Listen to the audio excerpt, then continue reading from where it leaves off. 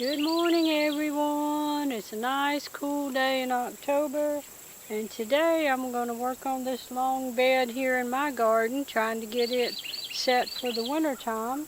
And I want to show you some important things to look for about your soil structure and how you manage your soil and take care of it, and what a difference it makes the way you treat your soil.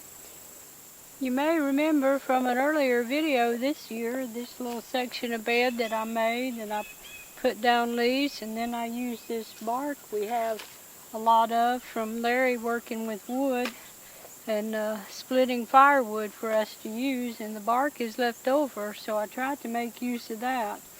So I put down some leaves and I put the bark over it, and that kept the bed in good shape for the summer. But one little problem is that on this side, you can see that this Bermuda grass started creeping into it. So now I need to clean that out. And in order to do that, I'm going to need to move this bark over. But I will do that, and I also want to show you what kind of condition the soil is in now. I've got some weeds to deal with. But you can see how easily the shovel goes into that soil now and how well it crumbles.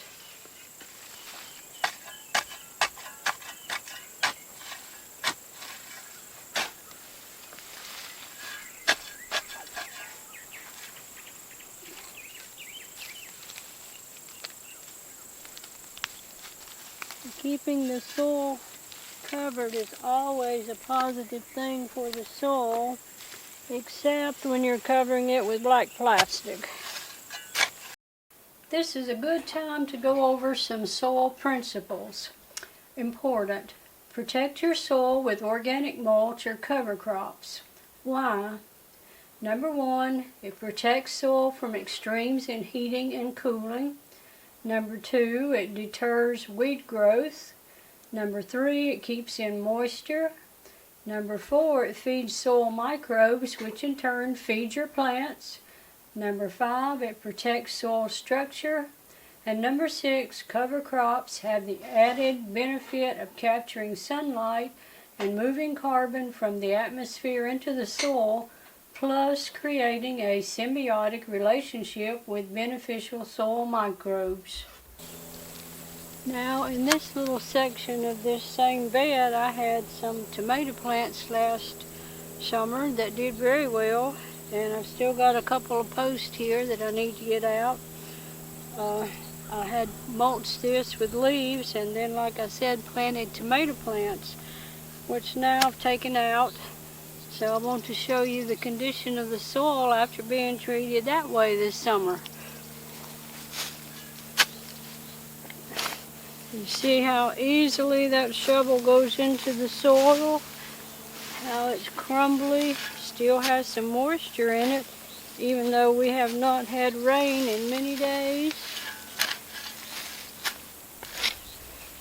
My goal here is to get this bed cleaned out and chop up the surface a little bit to help seed have little crevices to go in, and then plant a cover crop in this bed.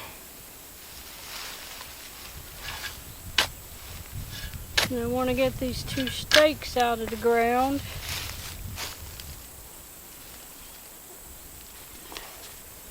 Okay, got that one. We had some wood ashes left from last season, and I've spread them out over this bed, so that's what the gray material is that you see. This is another section of the bed that I did not grow any vegetables in this summer, and did not mulch it. So we'll see what kind of condition it's in now after being treated that way this summer. You see that that's pretty hard. Solid soil there. That is hard even to get a shovel in. There, I got it a little bit.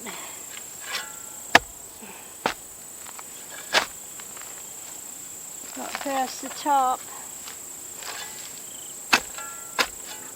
And it is going to crumble up some after I get a shovel in it.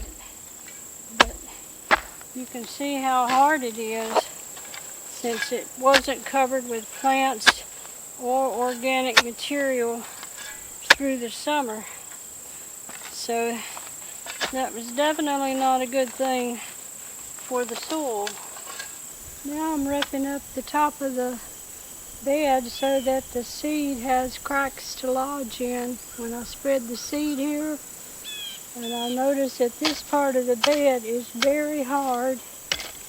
The reason being, last summer I neglected to keep it covered with plants or organic matter, and so I can see the consequences of that here.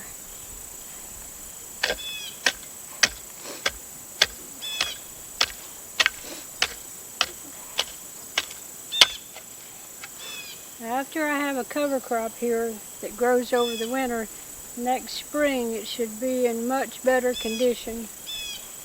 So this summer I did a very poor job of managing this bed here. Hopefully I can get around and do better for all the soil next year. Now I've got all the top of the soil roughed up, and I've got my seed out here that I want to put in. So I have got some winter peas and some rye and some hairy vetch to spread here.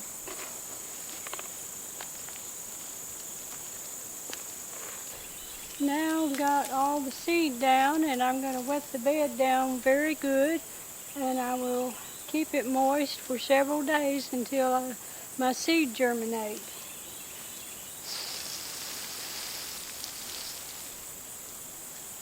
So you are the manager of your soil. If you have poor soil, is that just a fact you have to live with? Or is it because you have managed it poorly and created poor soil? Something to think about. That's all for today. I hope you have a blessed day, and thanks for watching.